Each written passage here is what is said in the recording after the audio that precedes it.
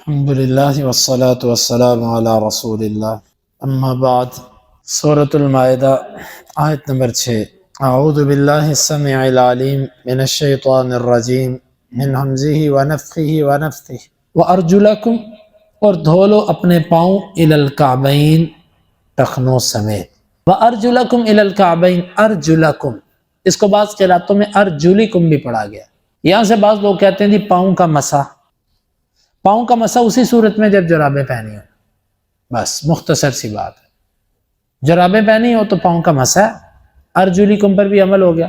اور اگر پاؤں ننگے ہیں پھر ارجلکم منصوب، فغسلوا کا مفعول کہ دھو لو اپنے پاؤں کو، پھر پاؤں کو دھویا جائے گا۔ ننگے پاؤں کا مسح جائز نہیں ہے، کیونکہ حدیث کے اندر آتا ہے ایک سفر پر تھے آپ صلی اللہ علیہ وسلم، صحابہ کرام نے وضو کیا، جلدی کی وضو میں، اور ان کے ایڑیوں کے پاس ناخن کی بقدر جگہ ایک صحابی کے خشک رہ گئی۔ فنادى بأعلى صوته ويل للأعقاب من النار، آپ نے اونچی آواز سے فرمایا ان ایڑیوں کے لیے آگ ہے۔ تو اس لیے جب اتنا سا ناخن کے برابر پاؤں میں جگہ خشک رہ جائے تو آپ کہیں کہ آگ ہے اس کے لیے، تو جب پاؤں کا مسح کرے اس کا۔ جرابیں پہنی ہوں، موزے پہنے ہوں تو مسح ہے۔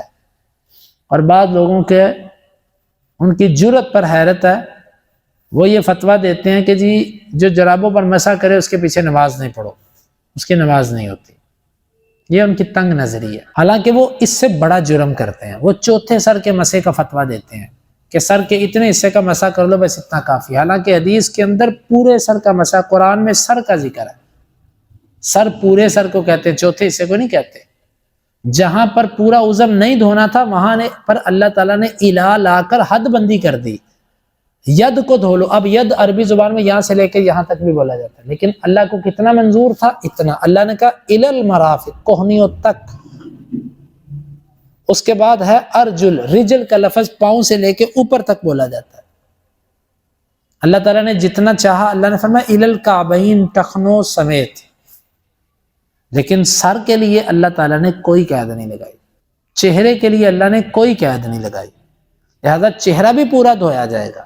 جو ربو راس کے قائل ہیں ان کو چہرے کے چوتھے حصے کا بھی فتویٰ دینا چاہیے کہ چہرہ بھی چوتھا حصہ دھو لو، نہیں چہرہ پورا دھونا پڑے تو سر کی چوتھے حصے کا۔ اس پر ان کو خیال نہیں آتا کہ ہمارے اس فتوے کی وجہ سے وضو نہیں ہوتا، تو جس کا وضو نہیں اس کی نماز نہیں۔ حالانکہ یہ اس طریقے سے ہم بھی سغرے کبرے جوڑ سکتے ہیں، لیکن اہل علم پھر بھی ان کی اجتہادی خطا پر ان کو بے نماز نہیں کہتے۔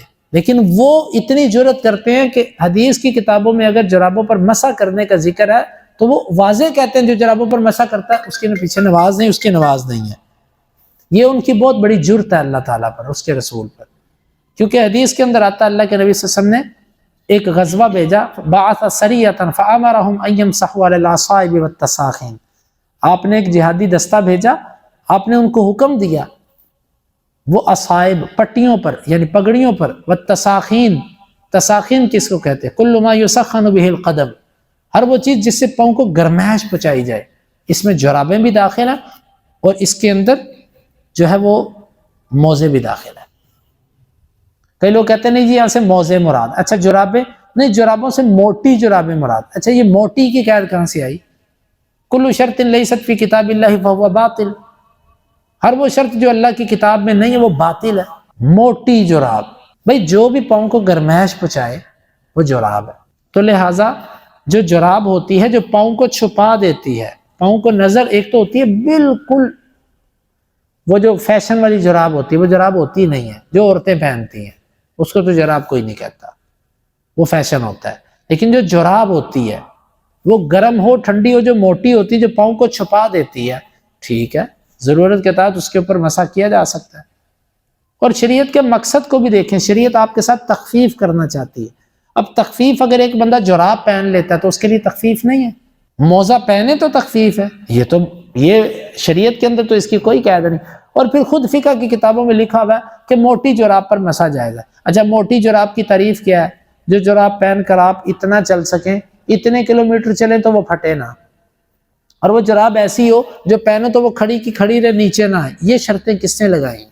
فقہ میں لکھی ہوئی ہیں۔ جو شرط قرآن و حدیث میں نہیں ہے وہ باطل ہے۔